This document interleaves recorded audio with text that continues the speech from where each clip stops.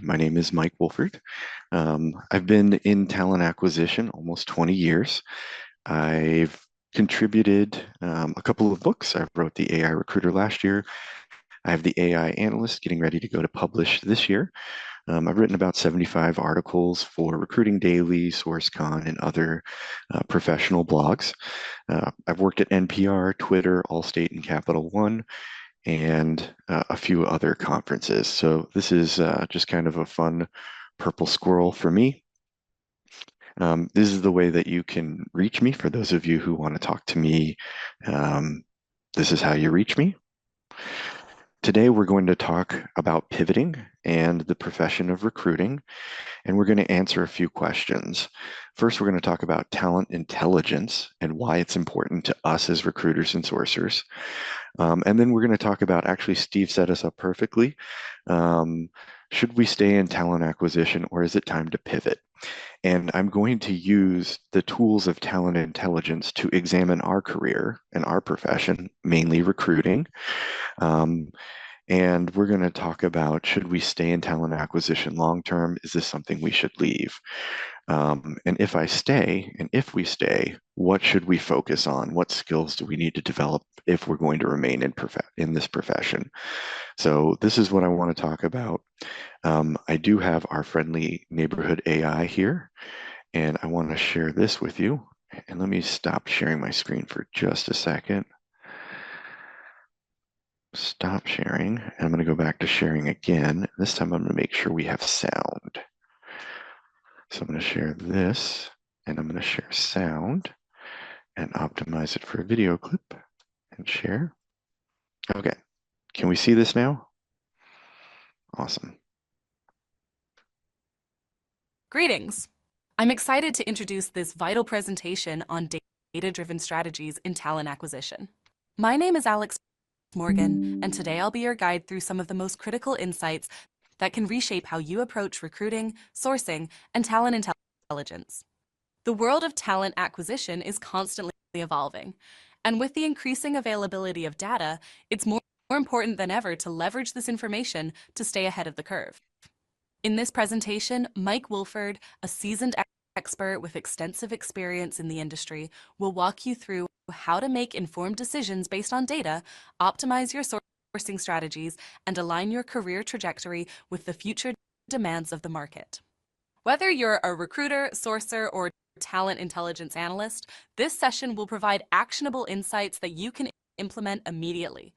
We'll explore the why and how of pivoting to a data-driven approach and discuss the tools and strategies that can enhance your effectiveness in the field. Let's dive into the world of data-driven talent acquisition and discover how you can stay competitive in this ever-changing landscape. Nice. All right. And if you want to see that later on your own, here's the link. I'm going to share screen, share my entire screen. All right. And now we're going to talk about this. So that was the artificial intelligence here and talking to us about the future of recruiting and talent acquisition, which I appreciate. And now I'm going to share my screen, share everything. And here we go. Slideshow. So what we're going to do today and what we're going to talk about is recruiting through the lens of talent intelligence. So we're going to try and understand the market for recruiters and understand how having good data helps you make decisions. The first thing I want to talk about is the fact that AI gets all the attention and people want to hear about it, and that's wonderful. It can be a very useful tool. But really, before we automate and pull out the AI, we need to make sure that what we're doing makes sense and that we're applying the AI in a way that's ethical as well as informed. To me, this has been a passion long before AI. As somebody who's been in TA leadership before, I can tell you the importance of this. I use this quote from Sun Tzu. about knowing your enemy and knowing yourself. If you know your enemy and you know yourself, you need not fear the result of 100 battles. If you know yourself but not your enemy, for every victory gained, you also suffer a defeat. If you know neither the enemy nor yourself, you will succumb in every battle. And this is something I think we need to talk about as a profession. We know a lot about the recruiting process. We know a lot about um, a few different things that are directly in our path, but we do not know a lot about what's happening in the market. We do not know a lot about what's happening with our competition. And candidly, we don't often know a lot about what's going on with our own company. And this lack of information and knowledge of the market, of our competition, and of our actions makes it so much harder for us to get our jobs done and compete. And what I've noticed, and perhaps you have too, is about 90% of being a recruiter is about how many placements you made. And what a normal recruiter will do is they'll get a job. Maybe they'll go into the intake meeting, they'll redline a few things on the job description, and then they'll go back to their ATS or LinkedIn or whatever subscription they have, and they will begin looking for candidates. And this is the way it's been done. And this is not a data-driven approach. It takes too long. It's too inefficient. You don't know yourself. You don't know your market. You don't know what's happening in your own company, and you take too long and you don't make enough placements, and you have a higher chance of ending up getting laid off. If, however, you inform, and we're going to talk about this, your data-driven recruitment, you become, even with or without an AI, you become much, much more efficient. So this is what we're going to talk about, is the data that you have to know that's going to help you if you decide to stay, and also what happens if you don't. The first thing to know is about job postings, right? This is demand and real competition. This is the competition in the market. You have to understand who's competing against you for talent. You can't simply just hope for the best. You actually have to know about demand. You actually have to know about competition. Um, we have to look at job postings are over company websites, job boards, and staffing firm boards. We need all this data, but it's really hard to get. And I will tell you though, this particular post right here, where I've been keeping track of recruiter jobs, and over time, these visualizations each have gotten over 20,000 views. So this is really valuable information, and as a matter of fact, the most popular thing I have ever published. And it tells me that recruiters are hungry for knowledge, especially about their own profession. And they're hungry for knowledge and interested in it because it's relevant to them and it helps them make a decision. And this is really the point. What we're doing here is we're giving you information to make important decisions. And I can't emphasize that enough. This is the why of what we're doing. Um, if we deduplicate, the data and the visualization in the end is worth over 20,000 views, right? So this is important. This is information that will help you. This is just something that we're doing now in order to understand better what that universe looks like. Because part of the problem we've had is we never really have a full picture. Even if you index everything that's available, it's still not a complete picture because there are things that are there that you can't find. And also, up until very recently, it's been too tedious. It's been too technical to try and search the entire universe of job postings and to get that data. And some of us can index, and that's great, but to get the volume we would need to make it significant is really beyond any one group or individual. And so this was the next step we took here at Revelio Labs, is to fully map this part of the labor market. This includes over 270,000 company websites, including staffing firms, publicly available listings, things like Indeed and LinkedIn, as well as H-1B visa filings, Glassdoor, Salary.com. We went and looked at everything we could, and then we had data scientists fill in the blanks for us so that we get as full and complete a picture as possible. Now, I know we're talking about pivoting and I'm focused on recruiting, but for those of you who stay, hopefully you're starting to take away the value of information, not only in your own decision-making process, but in the decision-making process of those who your hiring team. And if you want to move that process along more quickly, the best thing you can do is to give them data like this. It is one thing to walk in and say, I believe based on my experience that the market for this position is 120. It's a whole other thing to walk in and say, here is what company A, company B, and company C are paying today. These are our three major competitors in our market for our talent. If we don't pick up the talent that we interview and that we like, I'm sure one of our competitors is going to take that talent from us, and they're going to be paying a little bit more. Data driven is the future of those of us who stay.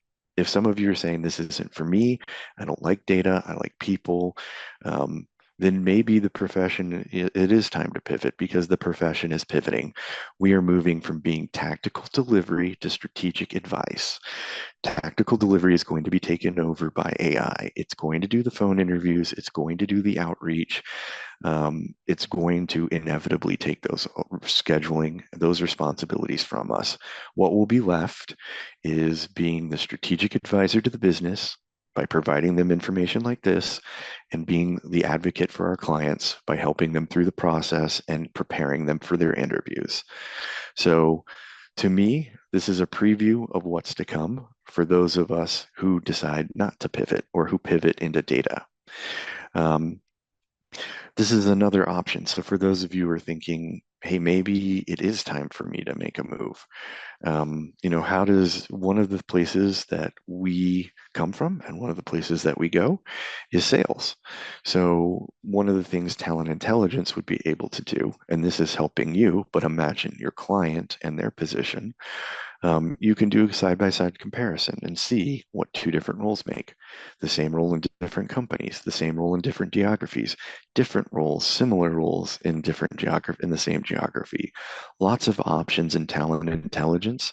So you get that left eye, right eye view. And again, this is helping you in making a decision. And if it helps you make a decision about your career, imagine how valuable it will be to your hiring partners and to your candidates if they can have this sort of information to help them make a decision. Um, the other thing that happens is we stop wasting time with conversations we can't win. So, for example, I'm sure this has happened to you. You go in, you talk about the salary. They say they have somebody there for 3 years, 5 years, 10 years who's making $20,000, $30,000 less. And can you go find another one of them? This ends that conversation. No, I can't. And it's not a good idea to use our resources and our time in that manner. So again, to me, the other part of the data is not just being able to make decisions, but also take control. One of the things that's very frustrating for me and was frustrating for me in my career was the lack of say we had in anything that happened, right? We weren't asked if we could handle a project to hire 100 data scientists more than we were already doing. It was just given to us, and we were expected to deliver in a short period of time with no heads up and no prior planning. That is the problem that we face as an industry. And to me, this is part of the solution. If that's not the way you want to go, here's another door, right? We transition very easily into sales because even though corporate recruiters don't get commission, agency recruiters do, and that makes it very easy to understand it's a sales job. But in corporate recruiting, it's a little harder to understand that this is a sales job, but it is. Your performance is measured on your delivery, and the only thing that matters is the number of hires you get. You have to sell the candidate on the job, and you have to sell the hiring manager on the candidate. It's two sales jobs. So for those of you who are thinking like, maybe recruiting's not for me, where do I go? This is a pivot here. And it's comparable overlay with recruiting. So you can stay relatively in the same place in your career. This isn't the only place you can pivot, but I do want to show this part of talent intelligence and show how it helps you can make a decision.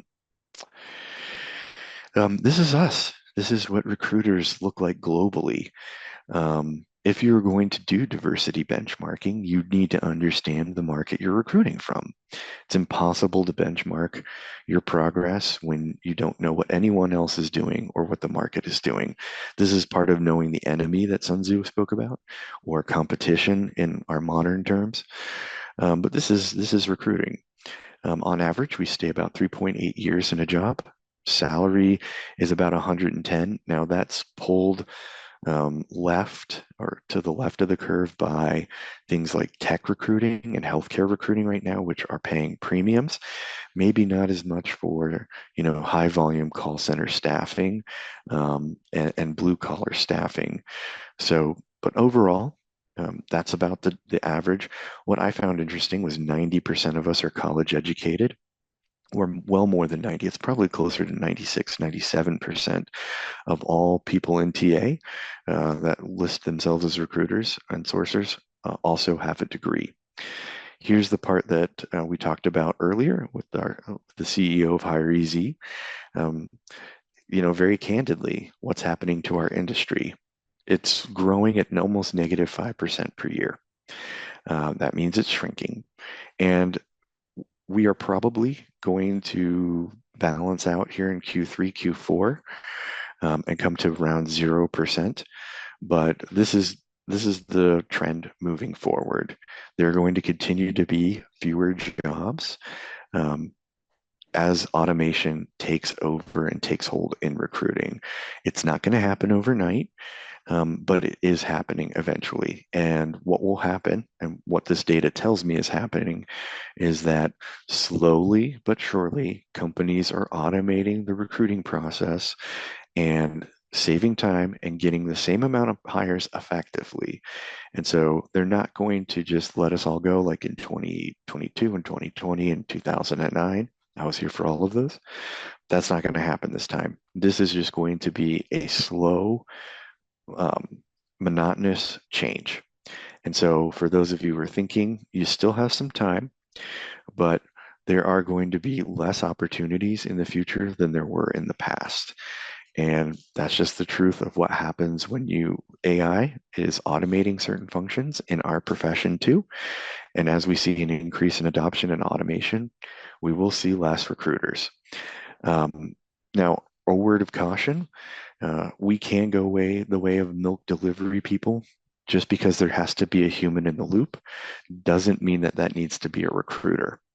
So for those of you who are deciding to stay, I hope you're starting to see the value and importance of becoming data-driven.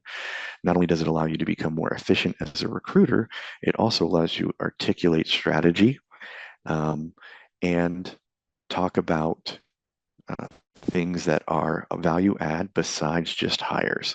And to me, this is the thing that we need to do. We need to move beyond the value of simply adding a hire into the value of adding information so that the company can make strategic decisions. That will not only increase our value, but it decrease the likelihood that we will be part of the next layoff. Because simply being an excellent recruiter and just getting a great number of hires is no longer enough. Um, so a little history of where we come from. No surprise here. Maybe it is a surprise for some of you that HR is the number one place where recruiters come from. Most of us, or the largest portion of us who come from anywhere, come from being an HR specialist or an HR business partner. I don't know that that should be shocking. And again, that is another place where if you're thinking, where do I go from recruiting? This could be another option for you. If you were a recruiter and sourcer, the way to do this would be your research so that you could find your top 3 sources of hire so that when you go into the intake meeting with your hiring manager, you have the talent from company A, company B, company C, you have their contact information, you know how much of a flight risk, you have an idea of their salary, and you know they're coming from one of your top 3 sources of hire. When you walk into the room with that information, and you present it to your hiring partner, you'll get a very different reception than you have. And what you're going to say is, here are our top three sources of hire. I already know them. I've already mapped out the talent in our top three sources of hire that have the skills that we need. Here they are. Here's how much they're making. I'm going to go contact them this way. And here's how likely I think that they are to respond. For this meeting, I only brought the people I thought that were highly likely to respond to our message. What would you like me to say to them? I guarantee you that's a very different conversation than the one you've had typically. Our intake meetings need to be data driven, and we need to be laying out a strategy and a plan of attack, not qualifying the rec. We do need to qualify the rec as well, but that should not be the main purpose of that call. The main purpose of that call should be for you to provide valuable information to help the hiring manager make an informed decision and walk out of that meeting with people to call for an interview. Who do you think is going to make more placements? The recruiter one, who goes into the intake meeting, takes a red pen, gives the hiring manager everything they want, and goes back to their desk and starts searching, or candidate recruiter two, who walks in and says, these are the three top sources of hire for us. Here are five people at each of these competitors who has the skill set we're looking for. Here's their salary. Here's how I'm going to contact them. And here's how likely they are to respond to me. Who of these candidates would you like me to reach out to and schedule an interview for? Who do you think is going to be the more successful recruiter long term? This is the real application of data in your recruiting. This is what I'm talking about when I'm saying data-driven recruitment. It's your actions, whatever they may be, are based on data to give you the best possibility to close the best candidate in the least amount of time, because that is still the best way for you to demonstrate your value and not get laid off and keep your job. For those of you who decide to stay, work smarter, not harder. What you're doing today should help feed you tomorrow. It's not like your top three sources of hire are going to change that much month to month.